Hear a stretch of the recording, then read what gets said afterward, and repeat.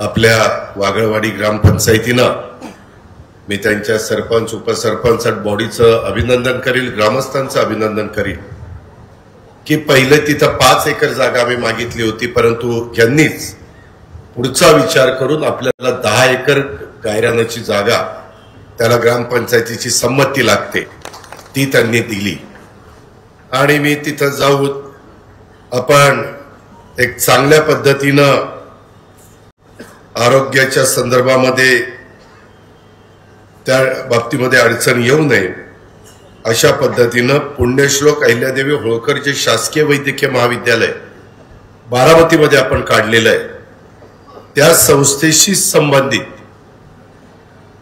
100 खाटांचं आरोग्य पथक हे मौजे वागळवाडीमध्ये स्थापन करण्याचा निर्णय आपण घेतलेला आहे. कॉन्ट्रॅक्टर पण ठरलेला आहे, त्याचाही टेंडर झालेलं आहे. जवळपास 65 कोटी रुपये, 64 कोटी 48 लाख एवढा त्याच्यामध्ये खर्च येणार आहे. आणि उद्याच्याला जर वाढ करायची म्हटलं तर जागेची कमतरता पडू नये म्हणून ती 10 एकर जागा माझ्या ग्रामस्थांनी, माझ्या सरपंच उपसरपंच सगळ्यांनी दिली.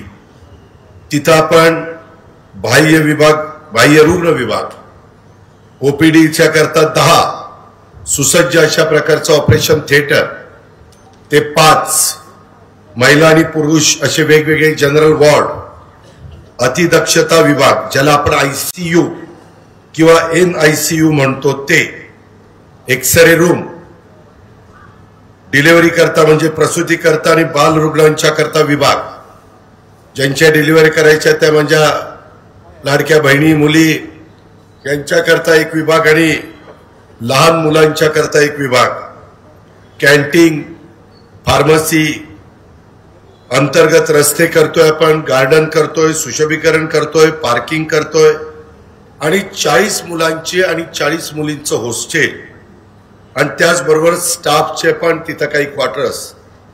थोडासा मला वेळ गेला कारण मी सगळं उद्याच्या 50 वर्ष डोळ्यासमोर ठेवून काही सूचना तिथं केल्या आणि त्याचं भूमिपूजन आज आपल्या सर्वांच्या साक्षीनं इथं झालं असं जाहीर करतो. मित्रांनो, त्याचबरोबर आपल्या कारखान्यावर अनेक सुविधा स्वर्गीय कैलासवासी मुकुटरावप्पा काकड्यांनी लावलेलं हे रोपटं आता जवळपास 3री पिढी पुढे आलेली आहे, ती आपल्यामध्ये सभासदांनी काम करू पाहतीये. अशा वेळेस तिथं अनेक गोष्टी आपण करतोय. त्याच्यामध्ये आपण 4 कोटी 37 लाख रुपये खर्च करून त्या बाबतीमध्ये एक चांगलं प्राथमिक आरोग्य केंद्र उभं करण्याचा निर्णय आपण घेतलेला आहे. हे सगळं करत असताना त्याच्यामध्ये तळमजल्याचं क्षेत्रफळ साधारण 5000 चौरस फूट आहे. पहिल्या मजल्यामध्ये 3500 चौरस फूट आपण काम करणार आहे. तळमजल्यामध्ये वैद्यकीय अधिकारी कक्ष, प्रयोगशाळा, ड्रेसिंग रूम, महिला ward, operation theatre, changing room, औषध साठा रूम, पुरुष आणि महिलांना स्वच्छतागृह. पहिल्या मजल्यावर प्रशासकीय विभाग, त्याच्यात थोडेसे आम्ही काही चेंजेस DHO आणि त्यांच्याशी चर्चा करून सुचवलेत. सभागृह, पुरुष वॉर्ड, योगासाठी टेरेस, रेकॉर्ड रूम, तिथेही पुरुष आणि महिला स्वच्छतागृह आणि महिला आणि पुरुषांसाठी प्रत्येकी 3 असे 6 बेडची तिथं व्यवस्था, सोलर सुविधा, फायर फायटिंगची सुविधा, इलेक्ट्रिक सुविधा, लँडस्केपिंग, पार्किंग, फर्निचर, संरक्षण भिंत, असं आपण पुणे जिल्हा परिषदेच्या वतीनं ते करतोय. पुढे त्याची वाढ करायची म्हटलं तरी देखील त्याच्याबद्दल आपण काही जागेच्या बद्दलच्या सूचना मी तिथं दिलेल्या आहेत. या 2 गोष्टी झाल्यानंतर आपण आपली 30,000 लिटरची डिस्लरी, 30,000 KLPDची, ती आता नवीन 60,000 KLPD वाढवतोय, अशी आपण 90,000 करतोय. पहिली 30 आणि ही 60.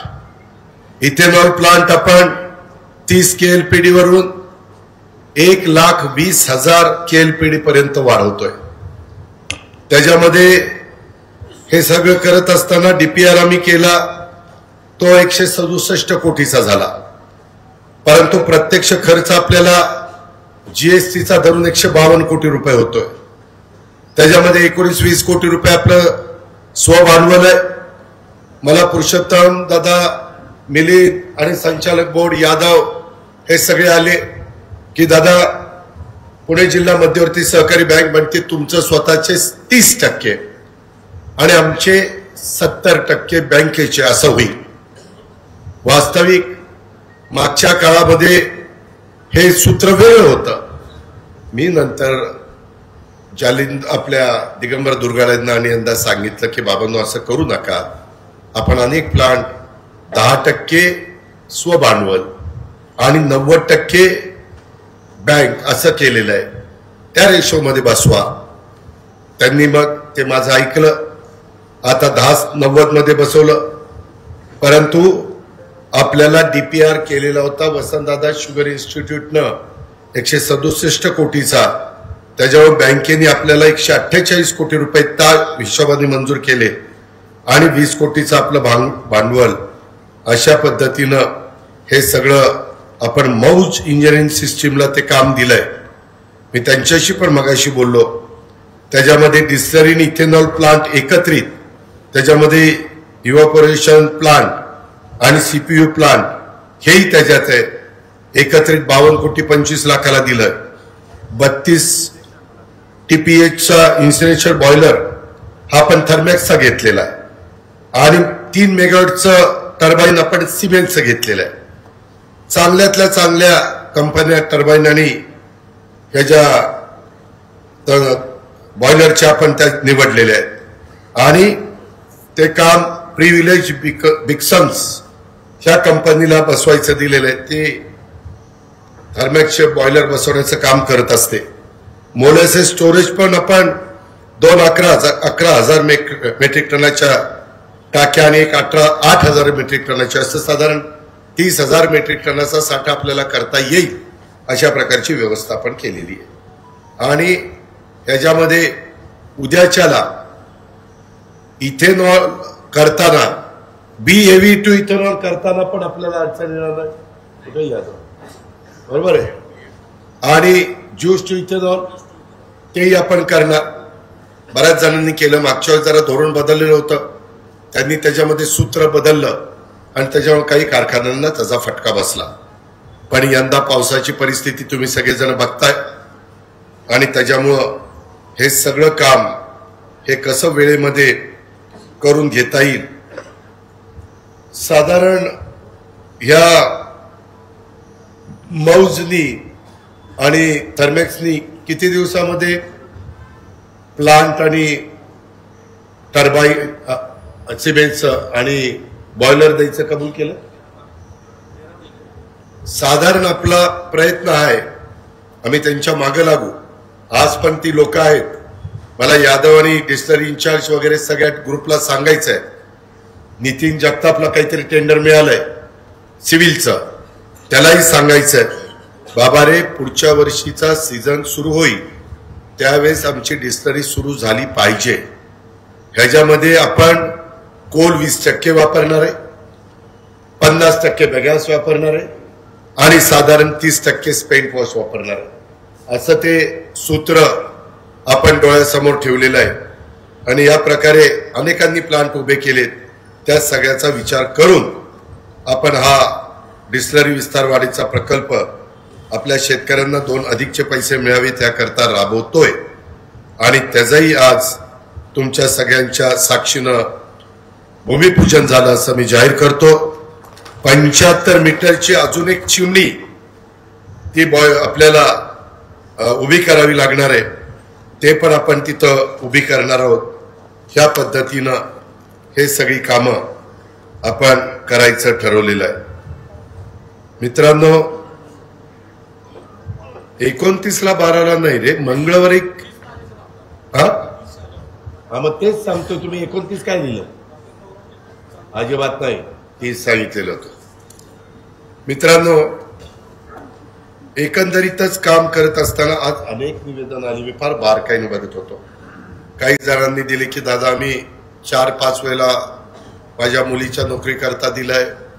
कुणी आणखीन काही रस्ता करा, ट्रान्सफॉर्मर द्या, बँकेमध्ये नोकरीला लावा, अशा अनेक प्रकारची निवेदनं त्या ठिकाणी दिलेली आहे. कारखान्यात नोकरीला लावा, एकाने दिले दादा कारखान्यात चेअरमन, व्हाईस चेअरमन, डायरेक्टर बोर्डाचीच नातेवाईक लागतात, आम्हाला तर संधीच मिळत नाही.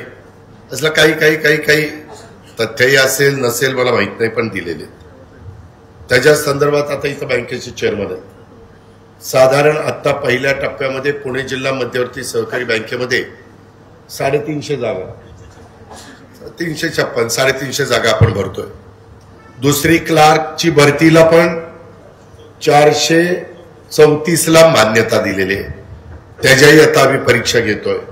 आणि तिसरी शिपाई आणि आमचे ड्रायव्हर ही 289.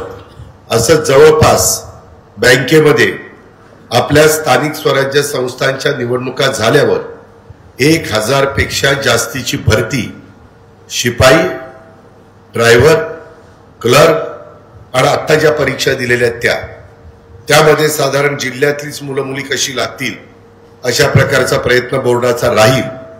मी जरी बोर्डात नसलो तरी आपल्याच विचाराचं तिथं संचालक अनेक आहेत, चेअरमन, व्हाईस चेअरमन आहेत. फक्त पारदर्शकता राहिली पाहिजे. तिथं कुठेही माझ्या कानावर चुकीचे येता कामा नये. आज बँकेमध्ये पण आमच्या मुलांनी परीक्षा दिली, त्याच्यामध्ये फक्त यांना 5 मार्क द्यायचा अधिकार आहे. 90 मार्काचा पेपर आहे, 5 मार्क कागदपत्राला दिलेले, 95. मला वाटतं MKCL ला परीक्षा घ्यायचा अधिकार दिलेला. आज MKCL देशामध्ये अनेक ठिकाणी परीक्षा घेतं, चांगली संस्था आहे. त्याच्यामध्ये विवेक सावंत म्हणून एक चांगली व्यक्ती काम करते. आणि परिस्थितीमध्ये माझ्याकडे तक्रार राहता कामा नये की इथं भरती करताना काही वजन ठेवावं लागलं, तेव्हा इथं गडबड झाली. अशा प्रकारे आपल्या 13 तालुक्यातल्या शेतकऱ्यांच्या मालकीची आणि दोन्ही शहराच्या माझ्या नागरिकांच्या मालकीची पुणे जिल्हा मध्यवर्ती सहकारी बँक आज अतिशय चांगली चाललेली आहे. चांगल्या पद्धतीनं कर्ज पुरवठा करते. शैक्षणिक कर्जाला 4% अनुदान देते, महिला बचत गटाला 4% अनुदान देते, 3 लाखापर्यंत 0% व्याज माझ्या शेतकऱ्याला पीक कर्जाला लावते. त्याच्यामध्ये 8-9 कोटीचा भार उचलतीये. त्याच्यामध्ये दुसऱ्या पण बाबतीमध्ये ह्या सगळ्या 4% गेल्या वर्षी माझ्या शेतकऱ्यांच्या मुलांना मुलींना शिक्षण देण्याच्या करता जवळपास 2.5 कोटी रुपयाची सवलत ही आपल्या बँकेने दिलेली आहे. आज ती मुलं मुली शिकली पाहिजेत, हा आमचा सगळ्यांचा प्रयत्न आहे. मित्रांनो, आज खरं तर तुम्हाला सगळ्यांना माहिती आहे की नवरात्र उत्सव चालू आहे. आणि या नवरात्र उत्सवामध्ये आपल्याला आपण आई तुळजाभवानी, त्या ठिकाणी अंबाबाई, त्याच्या संदर्भामध्ये अनेक आपल्या ज्या माता आहेत त्यांचं दर्शन आपण त्या ठिकाणी घेतो. या नवरात्र उत्सवाच्या निमित्तानं आपल्या सर्वांचं श्रद्धास्थान सोमेश्वर, त्या ठिकाणी देखील मध्ये आपल्या इथं श्रावणामध्ये मोठा कार्यक्रम होत असतो. सोमवारी मोठ्या प्रमाणावर गर्दी होत असते. तोही कार्यक्रम आपण चांगल्या पद्धतीनं पार पाडलेला आहे. आजपर्यंत वाटचाल आपण श्री सोमेश्वरच्या चरणी नेहमी वंदन करून त्यांना साकडं घालत असतो आणि त्या पद्धतीनं हे सगळं उभं राहिलेलं आहे. त्या श्री सोमेश्वराचा आशीर्वाद आपल्या पाठीशी कायम आहे. आणि त्याच्यामुळं या माझ्या श्री सोमेश्वर कारखान्याच्या सह माझ्या बारामतीकरांचं, पुरंदरकरांचं, खंडाळाकरांचं, माझ्या फलटणकरांचं, सगळ्यांचंच अतिशय चांगलं प्रगती व्हावी ही श्री सोमेश्वराने आपल्याला बळ द्यावं अशा प्रकारची प्रार्थना देखील मी व्यक्तिशः माझ्या वतीनं आपल्या सर्वांच्या वतीनं करतो. मित्रांनो, एकंदरीतच आजचा दिवस हा आपल्या श्री सोमेश्वर सहकारी साखर कारखान्याच्या सभासदांच्या, कामगारांच्या, अधिकाऱ्यांच्या, यावर अवलंबून असणाऱ्या अनेक लोकांच्या यांच्या निमित्तानं अतिशय महत्वाचा आहे. कारण दिवसभरात मी दिवसभरात म्हणण्यापेक्षा संध्याकाळपासून 3 महत्वाच्या प्रकल्पांचं भूमिपूजन केलेलं आहे। आणि हे सगळं करत असताना तुम्ही पण पावसाचं परिस्थिती असताना पण बऱ्याच संख्येने इथं उपस्थित राहिलेला आहात। मी आज ऋषीला मागे सांगितलं होतं गायकवाडला की तुझ्याकडे जेवायला येतो, परंतु नंतर मी तो कार्यक्रम रद्द केला। त्याच्यातनं गैरसमज करून घेऊ नका। मी गेले 3 दिवस माझ्या पुणे जिल्ह्यात, सोलापूर जिल्ह्यात, धाराशिव जिल्ह्यात, बीड जिल्ह्यात, जालना जिल्ह्यात अशा वेगवेगळ्या जिल्ह्यामध्ये जे काही केला, काही दिवसापासून राज्यातल्या अनेक जिल्ह्यांमध्ये मुसळधार पाऊस पडतोय आणि या पावसामुळे आसमानी संकट माझ्या बळीराजावर, माझ्या लाडक्या बहिणींवर, माझ्या लाडक्या भावांच्यावर कोसळलेलं आहे आणि काही ठिकाणी पूर परिस्थिती निर्माण झालेली आहे। गेल्या 3 दिवसापासून मी स्वतः फिरतोय। राज्याचे मुख्यमंत्री भेटी दिल्यात, उपमुख्यमंत्र्यांनी भेटी दिल्यात, आपला कृषी मंत्री दत्ताभाऊ भरणेंनी भेटी दिलेल्या आहेत।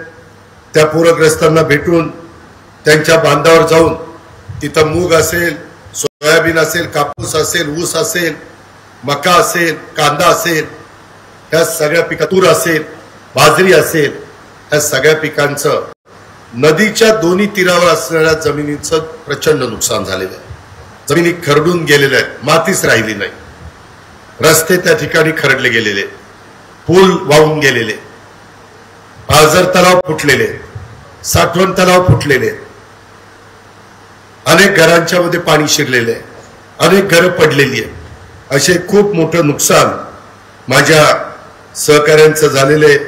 या आपत्तीग्रस्तांच्या वेदना प्रत्यक्ष जाणून घेतल्यानंतर त्यांच्याबद्दल निर्णय घेणं, काल अमित शहांना आपल्या राज्याच्या वतीनं निवेदन देणं आणि केंद्राकडनं अधिकचा निधी आणणं, पंतप्रधानांना निवेदन त्या ठिकाणी देणं, हे काम मुख्यमंत्री, आम्ही दोन्ही उपमुख्यमंत्री, मंत्रिमंडळ करत आहे। या संकटाच्या काळात शासन हातावर हात धरून बसलेलं नाहीये। जून ते ऑगस्टच्या दरम्यान झालेल्या पिकांच्या नुकसानीच्या करता परवाच 2200 कोटी रुपये तातडीने आम्ही मंजूर केले आणि त्याचा शासन निर्णय पण घेतला आणि ते डायरेक्ट माझ्या शेतकऱ्याच्या खात्यामध्ये डीबीटीवर आम्ही पाठवतोय। SDRF, NDRF ह्या निकषापेक्षा अधिक काय मला देता येईल, त्याच्यामध्ये काहींना हेलिकॉप्टरनी एअरलिफ्टिंग करावं लागलं, काहींना मिलिटरीला बोलून बोटीतनं काढावं लागलं, काहींच्या तर एकाच्या शेतकरी मला परवा भेटला, त्याच्या दावणीला एका वेळेस 17 गायी मेल्या। त्यानं दाखवलं 10 लाखाचं कर्ज काढलेलं, त्या 17 गायी घेतलेल्या आहे। सर्वसामान्य कुटुंबातला माणूस। काहींच्या म्हशी गेल्या, रेडकं गेली पाण्यामध्ये वाहून, कोंबड्या, शेरडं, करणं, बकरी, त्याच्यामध्ये बैल, अनेक प्रकारचं बाबांना नुकसान झालेलं आहे आणि काही जीवितहानी पण झाली। त्या लोकांना सुरक्षित स्थळी आता आणलेलं आहे। तातडीनं त्यांना, ज्यांचं प्रचंड नुकसान झाले, 5000 रुपये ताबडतोब, 5 किलो गहू, 5 किलो तांदूळ, ते अजून आता वाढून देतोय, कारण सगळंच घरातलं धान्य बिन्य सगळं भिजलं। एका घरामध्ये गेलो तर 10 फुटाचा स्लॅब असतो, 9 फूट पाणी स्लॅब होता, म्हणून एक बारकी मुलगी घेऊन तिची आई, एक म्हातारा आणि एक जण अजून एक वयस्कर बाई असे वर जाऊन बसले। मला ती साधू बाल्लाचा फोन आला रात्री 2-2:30ला, दादा इथं असं असं झालंय भूम परांड्यामध्ये। आणि मग नंतर मी सकाळी तिथं सगळी टीम पाठवली, NDRF पाठवले, हेलिकॉप्टर पाठवलं आणि त्यांना हेलिकॉप्टरमधनं आपण सुरक्षित स्थळी त्या ठिकाणी नेलं। मित्रांनो, अशा प्रकारचं संकट आल्यानंतर माणुसकी दाखवायची असते, जेवढी काही मदत करता येईल ती करायची असते। एकाचं तर बाळ अख्खं 7 दिवसाचं, ते तिकडं कुठं बाजूला होते, त्यांना बोट पाठवून तिकडनं आणलं। अशा खूप काही गोष्टी सरकार म्हणून आम्ही उपकार केलेले आमचं कर्तव्य आहे। त्याकरता थोडंसं 2-3 दिवस आम्ही तिकडं घालवले आणि त्यांना मदत करण्याच्या करता ज्या काही करता येईल तशा प्रकारच्या सूचना प्रशासनाला दिलेल्या आहेत। त्याचा वरचेवर आढावा घेतोय। निधीची कुठं कमतरता भासणार नाही। आज मला माझ्या श्री सोमेश्वर सहकारी साखर कारखान्याचा कामगार ना सगळ्या कामगारांना मनापासून धन्यवाद द्यायचे, मनापासून आभार मानायचे। अनेक जणांकडे पैसा असतो पण पैसा देण्याची दानत पण असावी लागते। आज आपली भावंड, आपल्या बहिणी, आपली मुलं मुली कुठं अडचणीत आहे, आपले वडीलधारी अडचणीत आहेत आणि म्हणून त्यांनी तशा पद्धतीने मदत केली। मी देखील राष्ट्रवादी काँग्रेस पक्षाचे जेवढे माझे खासदार आमदार, जेवढे आम्ही सगळे मंत्री वगैरे, आम्ही 1 महिन्याचा सगळं त्या ठिकाणी मानधन त्यांना द्यायचा निर्णय घेतलेला आहे। काही काही गोष्टीमध्ये थांबून चालत नाही, झटपट निर्णय घ्यावे लागतात। माझी तुम्हालाही विनंती आहे की तुम्हालाही शक्य असेल तर त्या बाबतीमध्ये सहकार्य करावं। अनेक जण पुढे येत आहेत। परवा पण एका फॅक्टरीने मला तिथं काही लाखाचा चेक दिला। अशा पद्धतीनं हे सगळं चाललेलं आहे। त्याच्यामध्ये कुठेही आणि दुसरी गोष्ट, आता पुन्हा हवामान खात्याने सांगितलंय 27, 28, 29, 30, 1, 2 दसऱ्यापर्यंत रेड अलर्ट सांगितलेला आहे। रवींद्र, तिथं काळजी घ्या, उगीच इकडं तिकडं लोणी बापकडे सोडून फिरू नका। प्रत्येकाने आपल्याला तुझं नाव घेतलंय, सगळ्यांनी आपापल्या भागातच राहावा, नाहीतर इकडे चालला तिकडे चालला। इकडे 5-6 दिवस महत्वाचे आहेत, होईल का नाही माहिती नाही, पण तशा पद्धतीनं त्यांनी आपल्याला मेसेज दिलेला आहे, जाग केलेला आहे आणि त्या प्रकारे आपण त्याची काळजी घेतोय। मी पण तुम्हाला आव्हान करतोय, उद्या पण माझी माळेगावची जीबी आहे तिथेही आव्हान करणार आहे। परवा तर आपल्या सगळ्या संस्थांच्या जीबी आहेत तिथेही आव्हान करणार आहे। तुमची पण मला वाटतं 29 तारखेला आहे। त्याच्यामध्ये त्याहीमध्ये कारखाने कधी सुरू करायचे त्याचा निर्णय घ्यावा लागणार आहे। काही ठिकाणी वापसा 15 दिवस महिनाभर येईल का नाही सांगता येत नाही। अहो, त्या मोहोळच्या ठिकाणी मोहोळवरून मला सोलापूरला जायचं होतं, एवढा उंच पूल आहे, त्या पुलाला पाणी लागलं।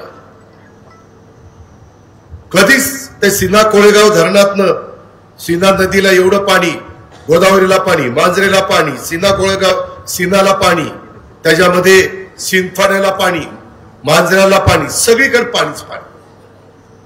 लोक म्हणली दादाराव कधी बघितलं नाही, अशा प्रकारची परिस्थिती आहे।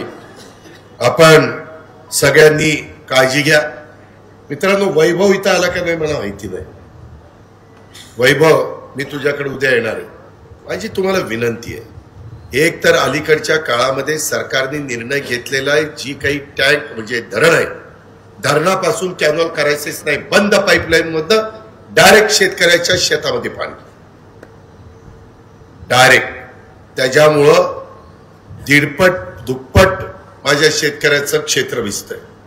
आपला कॅनॉल झाला ब्रिटिशांच्या काळात, आधी कॅनॉल केला नंतर धरण केलंय, हे पहिलंच उदाहरण आहे। आणि त्याच्यामुळं काही ठिकाणी मला पाणी जास्त आणण्याच्या करता काम करावं लागतंय। मी बारामतीतला पण भिगवण आपला तो ह्याचा चौक केलाय, ती नाते नाही त्याचं नाव बदललंय आता, तिरंगा चौक, त्या बाबतीमध्ये आता हत्तीच नाही, कुठं 3 हत्ती लावले। त्याच्यामध्ये तो उंच केला, त्याच्यावर मला टीका झाली, मी टीका सहन करतो, पण मला माहिती आहे मी की उद्याचे 25-50 वर्ष डोळ्यासमोर ठेवून काम करतो। टीका करणारे नंतरच कधीतरी म्हणतात याला हे बरं झालेलं दिसतंय रे, पण त्याला वेळ लागतो ट्यूब पेटायला त्यांची, कारण त्यांना ते ताजं दिसत असतं। काहींनी तर कुणाला आणलं तिथं त्या बाबतीमध्ये तज्ञ लोकांना हे बरोबर आहे का नाही, बरं अमका आहे का तमका आहे का। अरे मित्रांनो, त्या काळात वाहनं कमी होती, रहदारी कमी होती, ट्रॅफिकची गरज नव्हती, सिग्नलची आता गरज आहे। आता वन वे करावं लागतंय, आता रिंग रोड टाकावे लागतंय, फ्लायओव्हर डबल फ्लायओव्हर करावे लागतंय, टनेल काढावे लागतंय। आणि त्याकरता मी पुण्यात आता आपण 3000 एकरावर विमानतळ करतोय पुरंदरला, देशातलं नंबर 2चं विमानतळ, लँडिंग पण होणार, टेक ऑफ पण होणार, लॉजिस्टिक पार्क करतोय। तुम्ही तयार केलेला माल कार्गोच्या निमित्तानं जगाच्या बाजारपेठेमध्ये जाण्याच्या करता आपण सोय करतोय, ज्याला परवडेल त्याला. ह्या सगळ्या गोष्टी करतोय. सगळं पुरंदरचं चित्र बदलणार आहे आणि त्या पद्धतीनं त्याचा डायरेक्ट इनडायरेक्ट फायदा आपल्याला सगळ्यांना होणार. मध्ये तुम्ही पेपरला वाचला असेल, पीएमआरडीए बारामती पीएमआरडीए मध्ये घेतोय आता. त्याच्यामधनं अधिकचा निधी मिळेल, शिस्त लागेल, कुठेही काही करून चालणार नाही. जसं प्लॅनिंग नियोजन महत्वाचं असतं. उद्याच्या काळामध्ये कुठे अँब्युलन्स न्यायची म्हटलं, फायर ब्रिगेड न्यायचं म्हटलं, मोठे मोठे ट्रक न्यायचं म्हटलं, अहो आम्ही सुरुवातीला बघायचो 10 टनी ट्रक होता, 10 टनी 6 चाकी. आता 40 टनी ट्रक झालेले, 24 चाकी 24.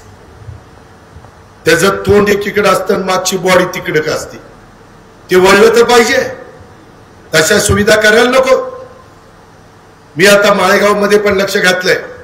तुम्हाला पण काही कोटी रुपये पुरुषोत्तम दादाने मागितले होते, मी दिलेत. आपल्याला पूर्वी अप्पांनी, मुकुटराव अप्पांनी काढलेला कारखाना लहान होता, आता तो 4 पट झालाय, 5 पट झालाय, 6 पट झालाय. पहिला प्लांट कितीचा होता? 1000, आता 9,500 आहे का नाही? 9 पट वाढला. बुवा माझ्याकडे लक्ष नाही, अलीकडे जरा द्या, माझ्याशिवाय काय खरं नाही. प्रत्येकाचा काळ असतो, माझाही काळ कायम राहणार नाही, पुढं माझाही काळ नसेल, पण आता माझ्या बरोबर राहा. त्यामध्ये आणि लेखालाही सांगा. मी मुंबईत नसता बसत नाही, लय बघतो कुठं कुठे कोण कुठे, फक्त बोलत नाही म्हणून ते सोडून. परंतु मित्रांनो, गमतीचा भाग जाऊ दे, ज्याचा त्याचा अधिकार आहे, संविधानाने दिलेला आहे. मला त्याबद्दल काही बोलायचं नाही. माझं योग्य वाटलं तर समाज माझ्या माघारी, माझं अयोग्य वाटलं समाज माझ्याकडे पाठ करेल, काय हरकत नाही. पण मित्रांनो, मी तुम्हाला सांगत होतो की आता आपली जी वॉल आहे ना, ती वॉल आपलं डिवायडर आहे ना, डिवायडर हे मधलं तिथपर्यंत घ्यावी लागेल आपल्याला. आतमध्ये गव्हाणीमध्ये गाड्या, आता ट्रिपलर आलं, आता हार्वेस्टर आलाय, आता मोठे मोठं त्या ठिकाणी ट्रेलर येतात, त्याचं ते डम्पिंग करावं लागते, त्याच्याकरता जागा जास्त लागते. त्याच्यामुळे हे एक पलीकडचा रस्ता इकडं जाताना मी वाडेवाडीला, मुरुमला जातो, फलटणला तिकडे जातो, तो सगळा मी त्या डिवायडरवर वॉल घेणार आहे. आणि त्या वॉल पासून इकडं अलीकडं एक रस्ता आहे, अजून दुसरा रस्ता इकडं करायचा आहे. थोडंसं छत्रपती शिवाजी महाराजांच्या इथंही थोडं मागे घ्यावं लागेल. आप्पांच्या पुतळ्याच्या इथं काही प्रॉब्लेम येणार नाही, पुढं मात्र प्रॉब्लेम येईल, ते मागे घ्यावं लागेल. मला दुकानदारांना विनंती करायची, त्या काळामध्ये एवढी वाहनं नव्हती. 1000 टनाचा कारखाना 9000 टनी झालाय, वाहनं त्या पटीत वाढलेली आहे. त्याच्यामुळं डबल ट्रेलर येत आहे, ट्रक येत आहे, त्याच्यामध्ये सगळ्या काही गोष्टी होत आहेत. त्याच्यात एक चांगल्या प्रकारचं प्रपोजल कारखान्याने तुम्हाला दिलेलं आहे. इतके दिवस चाललं, आम्ही चालून घेतलं ना बाबा. अहो, मी पिंपरी चिंचवडला काम करत असताना जुना पुणे मुंबई रस्ता चालायचा, अवघा त्या ठिकाणी 3 पदरी होता. एक वाहन जायचं, एक वाहन यायचं आणि एक अजून. आता तो किती पदरी मी केलाय? 2, 2, 4, 2, 6, 2, 8 करावं लागलं. आता मेट्रो, मला ते कॉलम घ्यावं लागला आणि त्याच्यावरनं मेट्रो द्यावी लागली. त्या कॉलम मध्ये खाली तिथं फ्लायओव्हर करावं लागला. पुण्यात पण आम्ही करतो. मित्रांनो, करावं लागेल. उगीच आमचं नाही काढायचं, आम्ही नाही जाणार, आम्ही अमका करणार. अरे बाबांनो, उद्याच्याला लोकांची सोय झाली तर तुमचा धंदा वाढणार आहे. आज इथं लोकांचं येणं जाणं वाढलं तर दुकानं कोणाची चालणार? माझी, तिथल्यांची चालणार आहेत ना. आज एवढं मोठं आता 100 बेडचं हॉस्पिटल होतंय. आज नाही म्हणलं तरी डायरेक्ट इनडायरेक्ट माझ्या वागळवाडीलाच फायदा होणार आहे ना. सतीश सकोंडे बघायची माझ्या गाडीत बसला होता, मला सांगत होता की दादा, विद्या प्रतिष्ठानचं ती हायस्कूल करायच्या आधी तिथं काय परिस्थिती होती. ती जागा जर आपण त्यांना दिली नसती तर झोपडपट्टी झाली असती. आज तिथं एक चांगली शाळा झाली, समोर आपलं सोमेश्वर शैक्षणिक संकुल झालंय, त्याच्यात पण काही गोष्टी आपल्याला करायच्या. आज इथं आपलं प्राथमिक आरोग्य केंद्र आलंय. मित्रांनो, काळानुरूप लोकसंख्या वाढेल तसं आरोग्याची सेवा, बाकीच्या पिण्याच्या पाण्याची सेवा, लाईटची सेवा, रस्त्याची सेवा द्यावी लागेल. पण त्याला तुम्ही पण सहकार्य करा ना. मी मगाशी बोलत होतो की काही ठिकाणी कॅनलवर जिथं अशा काही गोष्टी आहेत की तिथनं पाणी जास्त झिरपतं, तिथं काही बाबतीत तेवढ्या पुरतं आम्हाला लाईनिंग करावं लागेल. ते नाही केलं तर उद्या कधीतरी कॅनल फुटेल. नाही पाणी बसलं तर मध्ये कॅनल फुटलं पिंपरीला, तिथं आता वळण आहे, वळणाला दाबानी पाणी जात. मी असं म्हणत नाही तुमच्या विहिरी पाझराव्यात, त्याबद्दल नाही. अरे पण किती पाझराव्यात? त्या जमिनी उफरायला लागल्यात आणि शेवटी कशा विहिरी चालतात मला माहित नाही. सायपन कुणाचे सांगू का? सगळे सायपन बंद करा, मग कसं वाटेल? गारगार वाटेल, गारगार वाटेल. अरे बाबा, मी तुमचा आहे, तुम्ही माझे आहात. मी जेवढी मदत करायची तेवढी करतोय. आज धरणं भरल्यावर केवढी पाणी नीरा नदीला गेलं त्याची माहिती घ्या. कितीतरी वेळेला वीर धरण भरेल एवढं पाणी सोडलं गेलं. भाटघर भरेल, नीरा देवघर भरेल, गुंजवणी भरेल. उद्याच्याला जरा या मी आपल्याला पाणी जर जास्त नेता आलं तर आपल्याला तिथं खाली जे पाण्याची भांडी आहेत ती लवकर भरता येतील ना. पाण्याची पाळी ही जलद गतीने येईल ना. कॅनल तर सोडल्यानंतर रात्री त्या उन्हाळ्यात तर बंद करतच नाही. करतो का? करतो का? मग कधी म्हणायचं? नाही म्हणलं नसताना मी केलाच असता यावेळी. म्हणलं असतं तुम्ही एवढं मला प्रतिसाद देत नाही, नुसतंच ऐकत आहे काय बोलतोय ते. जरा तुम्ही पण प्रतिसाद दिला पाहिजे, त्याच्यावर बोलणाऱ्याला बरं वाटतं. मी मगाशी सांगत होतो की वैभव, गैरसमज करून घेऊ नका. सगळीकडे लाईनिंग केलं जाणार नाही. ज्या ठिकाणी गरज आहे, फार पाणी उद्याच्याला कॅनल फुटण्याची शक्यता आहे, त्या पद्धतीनं तेवढ्या पुरतं. कारण मी आत्ताच येताना आपल्या पिंपऱ्याच्या बंगल्यावर थांबलो होतो. कुबलनी मला सांगितलं ते की असं असं आहे. माझ्या दुकानदारांना पण माझी विनंती आहे, आम्ही तुम्हाला पण चांगल्या पद्धतीनं व्यवस्था त्या ठिकाणी करू. आपला रस्ता अलीकडनं गेला तरच आपलं काहीतरी व्यवस्थित होणार आहे, नाहीतर आपली अडचण होणार आहे. उद्याच्याला ट्रॅफिक जाम होईल. तरी मी मधी इकडचा रस्ता किती खराब होता, वागळवाडीवरून इकडे येणार बैलगाड्या येतात ते. आज मी चांगला केला की नाही? मी आहे ना तुमच्या बरोबर, तुम्ही का काळजी करताय? पण क्वालिटीचं काम करा. या पद्धतीनं बाबांनो आपल्याला पुढे जायचंय आणि त्याच्यातून हे मार्ग काढायचा आहे. आणि हे सगळं आर्यन शिंदे साहेबांनी त्यांच्या अक्षय फाउंडेशनच्या वतीनं ह्या पूरग्रस्त निधी त्याला 2 लाख रुपये जाहीर केलेले. मी आर्यन शिंदेंना मनापासून धन्यवाद देतो. नेहमीच आर्यन शिंदे आपलं अंगणवाडी असेल, आपलं बस स्थानक असेल, जे काही त्यांच्या मनात जर एखादी गोष्ट भरली, किंवा आमचं मुसा काकडे कॉलेज आहे तिथं पण अनेक गोष्टी त्यांनी तिथं सभागृह वगैरे करून दिलेलं मी पाहिलेलं आहे. मी फक्त सभागृह म्हणलं, ही इंग्लिशमध्ये बोलतोय, ऑडिटोरियम. ऑडिटोरियम मी आपलं माझ्या मराठी माणसाला कळायला सभागृह. तर या पद्धतीनं आपण त्या बाबतीमध्ये केलेलं आहे आणि ते नेहमीच अशी मदत करत असतात आणि त्याबद्दल त्यांचं अभिनंदन, धन्यवाद, आभार.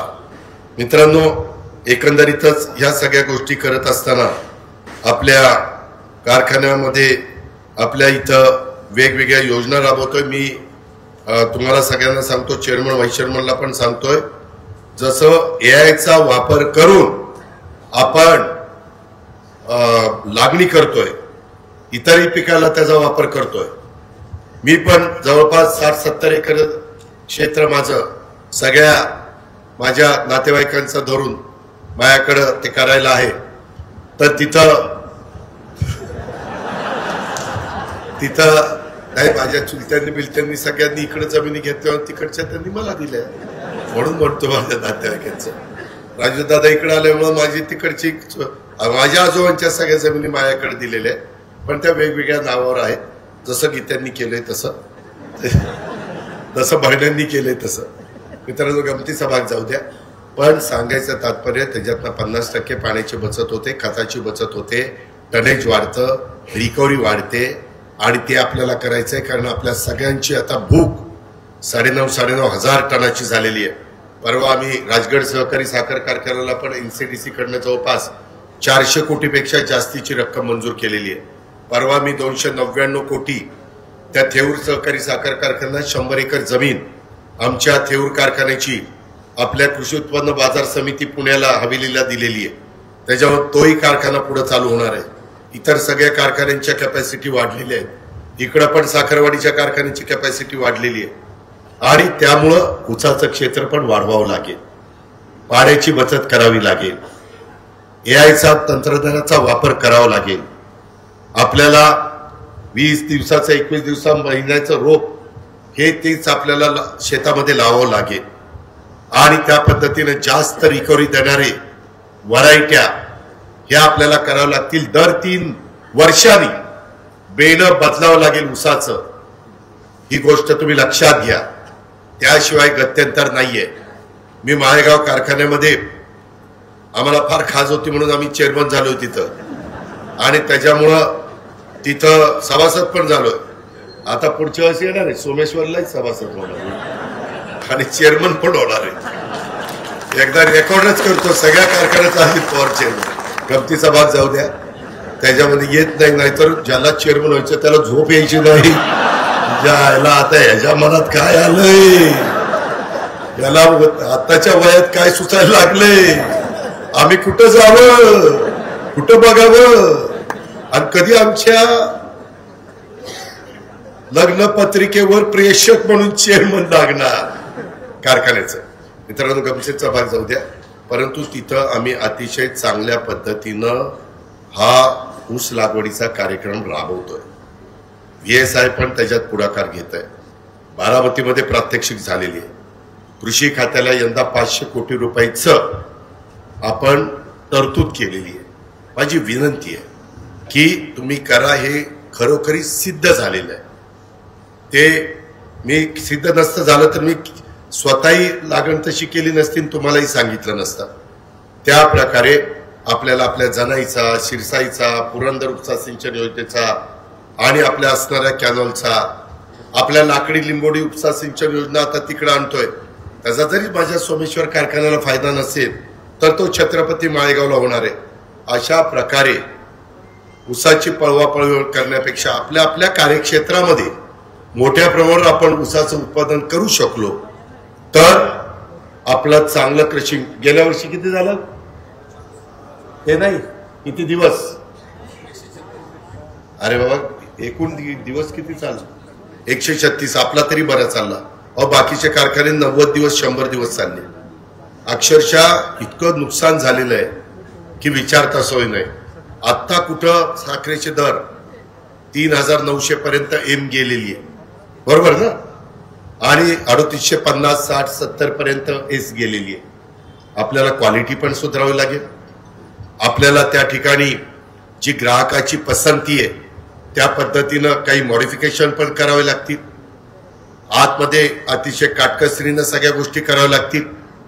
कुठंही मी माळेगावला बंद केले, सह्या करून इकडं तिकडं फिरायत असेल तर ते अजिबात इथं चालणार नाही.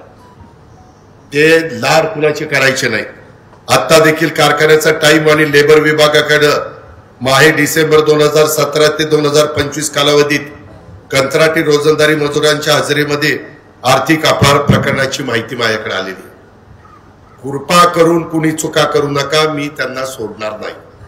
मी पोलिसांना सांगणार, तुम्ही कायद्यानी नियमांनी जे काही तुम्हाला अधिकार दिलेले, फसवणूक कुणी करत असेल तर ते आम्ही माफ करणार नाही.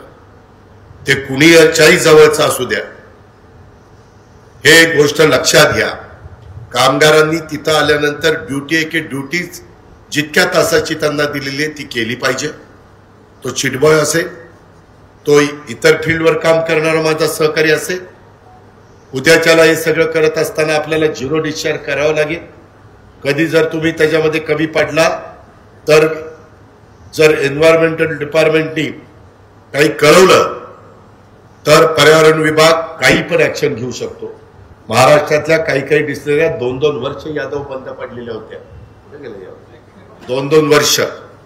तशा पद्धतीनं माझ्या खालच्या लोकांच्या नदीला खराब पाणी, माझ्या खालच्या लोकांच्या विहिरी खराब, त्यांचं पाणी खराब, असं करण्याचा तुम्हाला 2 पैसे कमवण्याचा अधिकार असताना त्यांचं नुकसान करण्याचा अधिकार आपल्याला कोणी दिलेला नाही.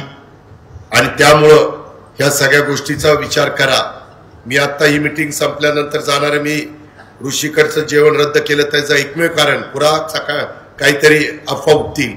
सध्या आपली भावंड तिथं आम्ही त्यांना जेवण देतोय, नाश्ता देतोय, चहा पाणी देतोय आणि इथं आपण जेवण करायची ते बुद्धीला पटलं नाही. एकदा पुन्हा पूर्ववत परिस्थिती आल्यानंतर पुन्हा जेवण देऊ काय आपण घरचीच माणसं आणि त्यामुळे रद्द केलंय. नाहीतर लगेच बरं याचं मीच सांगितलं दादाला नाही जेवायला जायचं तिकडे, असलं काही नाही. सोमनाथा लक्षात घे, तू तर काहीच प्रतिसाद देत नाही. त्याच्यामध्ये आपल्याला तसा गैरसमज करून घेऊ नका. कारण मी आत्ता पण तुम्ही बघताय परिवार मिलनच्या निमित्तानं जातोय. मी साध्या कार्यकर्त्याच्या घरी जातोय.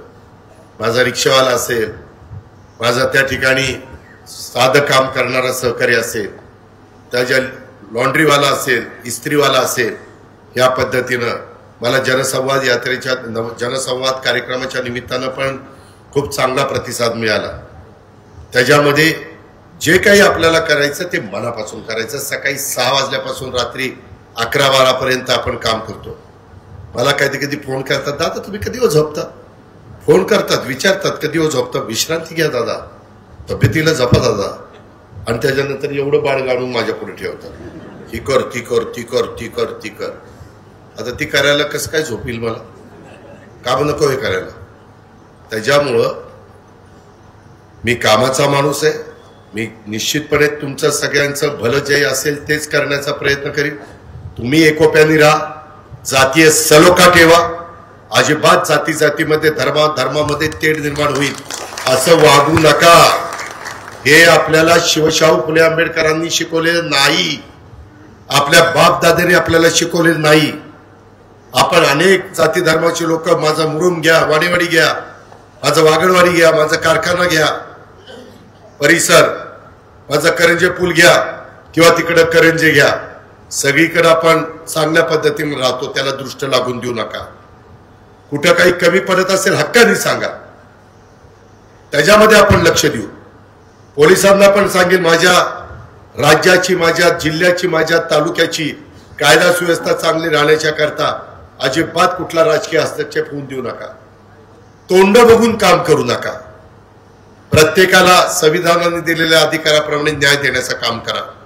या पद्धतीनं आपण सगळेजण पुढे जाऊ आणि त्या ठिकाणी एकमेकाला सहकार्य करू.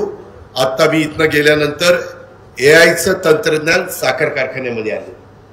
मी त्यांना सोमेश्वर कारखाना, माळेगाव कारखाना, छत्रपती कारखाना अशा काही कारखान्यांची नावं दिलेली. दौंड कारखाना, जरंडेश्वर कारखाना, आणि त्यामध्ये ते मला प्रात्यक्षिक म्हणजे लॅपटॉपवर दाखवणार आहे. त्यामध्ये खूप मोठा फायदा होता असं त्यांचं म्हणणं आहे. मी पहिल्यांदा ज्या कारखान्याची ऐपत आहे त्यांच्याकडं ट्रायल घेणार आहे. आपल्या इथं ट्रायल सहकारी कारखान्यावर नाही. जर फेल गेल, अरे बाबा ते एआयच्या लागवडीचं म्हणतोय मी. कारखान्यामध्ये एआयचा वापर करून कारखान्यामधली वेगवेगळ्या रिझल्ट चांगले करायचे, रिकव्हरी वाढवायची, टोटल लॉसेस कमी करायचे, साखर चांगली करायची, त्या पद्धतीचं नवीन तंत्रज्ञान आलेलं आहे. आणि ही मीटिंग संपल्यावर मी डायरेक्ट तिथं चाललोय आणि त्याला तिथं बोलवलेलं आणि त्याच्याशी चर्चा करणार आहे. पण मी पहिल्यांदा ज्या खाजगी कारखान्याला ते परवडेल त्याला देणार आहे आणि त्याचं ट्रायल झाल्यावर मग सक्सेस झाल्यावर आपण आपल्या कारखान्यांमध्ये करू. कारण हा शेवटी सभासदांच्या मालकीचा कारखाना आहे। जिथं जिथं मला बचत करता येईल तिथं तिथं मी बचत करीन। हे रस्त्याला किती कोटी रुपये दिले? तुमच्या रस्त्याला 10 कोटी रुपये दिले। पण हे सगळं करताना तुम्ही पण सहकार्य केलं पाहिजे अशी माझी तुम्हाला सगळ्यांना विनंती आहे। इतर माझ्या शिक्षण संस्थेमध्ये पण रस्ते मी कबूल केलं कारखान्याला की मी करून देतो, ते माझ्याकडनं राहिलं ते मी करून देईल, तुम्ही काळजी करू नका। अजून काही गोष्टी CSR मधनं मला देता आल्या तर ते पण देण्याचा प्रयत्न मी करणार आहे। छत्रपतीला पण करतोय, माळेगावला पण करतोय, आपल्याला पण करीन। आपण काही दुजाभाव करण्याचं काही कारण नाही। या पद्धतीनं जिथं जिथं माझ्या ऊस उत्पादक शेतकऱ्याच्या पैशाची बचत होऊन त्याला ते पैसे भावाच्या रूपाने कसे देता येतील हाच प्रयत्न संचालक बोर्ड त्या ठिकाणी करतंय आणि माझाही तशाच पद्धतीनं बारकाईनं लक्ष आहे। त्यामध्ये आपण काळजी करू नका। आपण लवकरच राज्याची बाय प्रॉडक्ट पॉलिसी देखील त्या ठिकाणी आणतोय। मोलॅसेस वरचा GST पण आपण मोठ्या प्रमाणावर त्या ठिकाणी घटवलेला, मोठ्या प्रमाणावर GST कमी केलेला आहे। पंकज निलाखे संचालक नीरा मार्केट कमिटी यांनी पण 51,000 रुपये पूरग्रस्त निधी जाहीर केलेला आहे। ते जाहीर केलेल्यांचे पैसे लगेच चेक द्या बरं का, काय तर नुसतं जाहीर करायचं आणि कसं त्याच्यामुळं ते चेक द्या। माझ्या स्टाफला सांगायचं ते चेक कुठल्या नावाने घ्यायचे, ते मुख्यमंत्री पूरग्रस्त निधी का काय ते विचारा, आता त्याची रिसीट द्या, त्याचं आभाराचं पत्र द्या। अशा पद्धतीनं आर्यन असतील आमचे, त्या ठिकाणी पंकज निलाखे असतील, आमचा सोमेश्वर कारखान्याचे माझे कामगार आणि जे कोणी सहकारी आहेत ते असतील, या सगळ्यांना त्या पद्धतीचं झालं पाहिजे अशा प्रकारच्या सूचना मी करीन। संपूर्ण राज्याचं आपल्या सोमेश्वर सहकारी कारखाना, माळेगाव कारखाना यांच्याकडे लक्ष लागलेलं असतं। गेल्या काही वर्षामध्ये आपण राज्यात सगळ्यात चांगल्या पद्धतीनं पहिल्यांदा ऊस दर जाहीर करतो आणि ऊसाची कोंडी फोडण्याचं काम करतो। आपला यंदा देखील जवळपास FRP 3,173 रुपये पूर्ण अदा केलेली आहे आणि 1 रुपये भाग विकास निधी असे 3,174 रुपये ऊस उत्पादक शेतकऱ्यांना देण्यात आलेला आहे, बरोबर ना? आणि त्याच्यामध्ये 226 रुपयाचा अंतिम हप्ता देखील दिवाळीच्या निमित्तानं आम्ही सभासदांना त्या बाबतीमध्ये देणार आहोत। तशा पद्धतीने पुरुषोत्तम दादांनी सांगितलेलं आहे आणि मला वाटतं 3400 रुपये भाव हा सभासदांना हा जाहीर केलेला आहे। त्यामध्ये खरोखरीच महाराष्ट्रात तुम्ही फिरा, काय परिस्थिती बघा, कुणाचे किती भाव आहेत आणि हा भाव काढताना कुठेही आपल्या कारखान्यावर कर्ज न करता हा भाव काढून दिलेला आहे। पुढे आणखीन तुम्ही सगळ्यांनी मोठ्या प्रमाणावर ऊस द्या, जास्त दिवस कारखाना चालू द्या, बाकीचे प्रोडक्ट वगैरे त्या ठिकाणी तयार होऊ द्या। बाय प्रोडक्टवर आपण भर देतोय, त्याच्यामध्ये इथेनॉल असेल, CNG असेल, वीज निर्मिती असेल, खत निर्मिती असेल, बाय प्रोडक्ट ह्याच्यावर देखील आपल्याला जावं लागणार आहे आणि त्या प्रकारे आपल्याला काम करावं लागणार आहे। लवकरच राज्य सरकारमध्ये पण सहकार खातं आपल्याकडे, त्याच्यामुळे हे सगळं साखरेचं वगैरे आपल्याच बाबासाहेब पाटलांच्याकडे येतं। यंदा राज्यातल्या ऊस क्षेत्र ठिबक करण्याच्या करता देखील आम्ही प्रोत्साहन देतोय। सोमेश्वर सहकारी साखर कारखान्याची वाटचाल अतिशय योग्य पद्धतीनं त्या बाबतीमध्ये चाललेली आहे। त्याच्याबद्दल मी आपले चेअरमन पुरुषोत्तम दादा, तसंच मिलिंद कांबळे आणि त्यांच्या सर्व संचालक बोर्डाचं मनापासून अभिनंदन करतो, कारण त्यांनी कारखान्याची कामगिरी सरस ठेवलेली आहे। त्याच्यामध्ये बारकाईने त्या ठिकाणी लक्ष आहे। कुठं काही चुकत असेल तर तुम्ही मला सांगा, मी लक्ष घालीन आणि ते दुरुस्त करण्याचं काम त्या बाबतीमध्ये करीन। व्यवस्थापनाला पण यादव आणि त्यांच्या सगळ्या सहकाऱ्यांना पण, माझे अधिकारी असतील, माझे कामगार असतील, त्यांना पण मी मनापासून त्यांचं अभिनंदन करतो, त्यांनाही मनापासून धन्यवाद या निमित्तानं देतो। आणि काळानुरूप जे जे करता येईल, मी यांचं आमच्या दिगंबर दुर्गाटेचं पण अभिनंदन करतो। त्यांच्या बँकेचा मोठ्या प्रमाणावर नफा कारखान्यावर होतो परंतु त्यांनी आपण वेळेत परतफेड करतो तर आपल्याला 1% रिबीट दिला, बरोबर आहे? 9% व्याज लावलं ना, 9%. त्याच्यामुळे काही कोटी रुपये आपले वाचले असतील. किती वाचले? 2.5 कोटी रुपये आपल्याला फायदा झाला 1% रिबीट दिल्यामुळे. अरे टाळ्या वाजवून काय नाही, तुम्हाला कोटी काय नाही, कशाचं काय नाही. त्या काम करणाऱ्याला तरी वाटायला पाहिजे राव, आपण ह्यावेळेस 1% दिला, एवढ्या टाळ्या वाजवल्या, पुढच्या वेळेस अजून वाढू, म्हणजे अजून टाळ्या वाढतील. टाळीच नाही दिली तर ते म्हणेल. मित्रांनो, तसं नाही रे. चांगलं काम केल्यावर चांगल्या काम करणाऱ्याला शाबासकीची थाप टाकली की त्याला हुरूप येतो, त्याला प्रोत्साहन मिळतं, ईर्ष्या निर्माण होते. चला, समाज माझ्या चांगल्या कामाचं कौतुक करतो. म्हणून मी सांगतो, माझं तर कधी आयुष्यात कौतुक केलं नाही, फक्त बटणं दाबली भाऊ, माझी बटणं. मित्रांनो, त्याबद्दल धन्यवाद, त्याबद्दल आभार. मित्रांनो, इतर पण माझ्या जिल्ह्यात भागातले किंवा इतर भागातले पण काही प्रश्न असतील तर ते पण सोडवण्याच्या करता मी आणि माझी सगळी टीम, उद्या स्थानिक स्वराज्य संस्थांच्या निवडणुका आहेत, मी सगळीकडे उमेदवार उभे करणार आहे, ते घड्याळावर करणार आहे आणि तिथं साथ देण्याचं काम बुवा आपल्याला सगळ्यांना करायचंय. आणि त्या पद्धतीनं बुवा टाळी वाजवत आहेत. त्याबद्दल आपण नव्या चेहऱ्यांना पण संधी देऊ, काही अनुभवींना पण संधी देऊ. त्याच्यामध्ये सगळ्यांनी साथ द्या.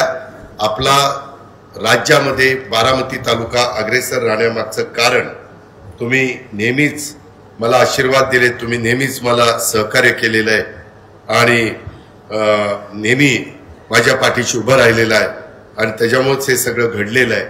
मी पण तिथं असताना जे जे राज्याकरता करता येईल, माझ्या जिल्ह्याकरता करता येईल, माझ्या भागाकरता करता येईल, माझ्या सगळ्या समाजाच्या करता येईल. माजी सैनिक संघटनांनी पण पूरग्रस्त निधी करता 11,000 रुपये जाहीर केले. मी त्यांचं पण माजी सैनिक संघटनेचे कोण प्रमुख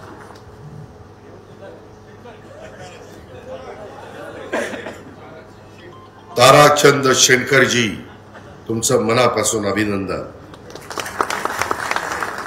तर म्हणजे सैनिक आपले रक्षण पण करतात आणि अशा पद्धतीचं संकट आल्यानंतर सैनिक आपल्याला मदत पण करतात, त्याबद्दल सैनिकांना सॅल्यूट. अशा पद्धतीनं आपण सगळेजण एकमेकाला आधार देण्याचं काम करू. आत्ता सांगितलेल्या गोष्टीची नोंद घ्या, कामं दर्जेदार करण्याचा प्रयत्न करा. त्याच्यामध्ये जिथं जिथं मला मदत करता येईल तिथं तिथं मी तुमच्या पाठीशी आहे, त्याबद्दल काळजी करू नका. पुढचे 5-7 दिवस महत्त्वाचे आहेत. त्या काळामध्ये देखील जे काही आपल्या शेतात रानात वगैरे असेल ती पण काळजी आपण सगळ्यांनी घ्या. आणि एकंदरीतच हे जे काही आज काम सुरू केलेलं आहे त्याच्यामध्ये एकीकडं आदित्य तावरे कॉन्ट्रॅक्टर, एकीकडं नितीन जगताप कॉन्ट्रॅक्टर, प्राथमिक आरोग्य केंद्राला कोण, अमित कोंडे, तुम्ही एक कॉन्ट्रॅक्टर आहात अमित कोंडे. तिघांनी पण दर्जेदार काम, दोरी ओळंब्यात काम, आम्हाला अभिमान वाटेल असं काम, की उद्याच्याला नवीन काम पण तुम्हाला द्यावंसं वाटेल अशा पद्धतीनं काम त्या ठिकाणी करा. आणि एकंदरीतच माझ्या ह्या परिसरातल्या सोमेश्वर सहकारी साखर कारखान्याच्या बारामती, पुरंदर, माझं खंडाळा, पाडेगाव या सगळ्या भागातल्या शेतकऱ्यांच्या एकंदरीत संसारामध्ये आर्थिक सुबत्ता आणण्याच्या करता सगळ्यांनी सहकार्य करा, हीच आग्रहाची, नम्रतेची, कळकळीची विनंती करतो आणि या ठिकाणी थांबतो. जय हिंद. धन्यवाद. 2 मिनिटं कारखान्याच्या वतीने जो आदेश आहे तो आपल्याकडे सुपूर्द करण्यात येत आहे. तर पुढे आपला सन्मान या ठिकाणी घेण्यात येतोय. आदरणीय दादांना विनंती, कारखान्याच्या वतीने जो आपला या ठिकाणी सत्कार जो करण्यात येतो तो आपण सत्कार स्वीकारावा. आदरणीय दादा, कृपया फक्त दादांचा छोटे आणि सत्कार होऊ द्या. कृपया फक्त 1-2 मिनिटं. बाळाला 1 शेजारी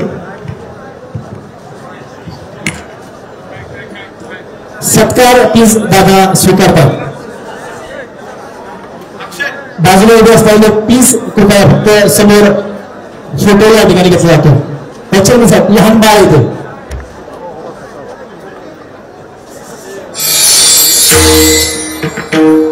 सायन्स प्लीज बंद करा. यानंतर दादांच्या दादाकडे आपण मुख्यमंत्री साहेबांसाठी जो धनादेश देतो तो दादाने कृपया स्वीकारावा. विनंती दादा फक्त धनादेश स्वीकारतो. कारण लहान बाळांना आपल्यासाठी स्केच आणलेले आहे. लहान बाळ आपल्या समोर आहे. आपल्यासाठी एक स्केच आणलेले धनादेश.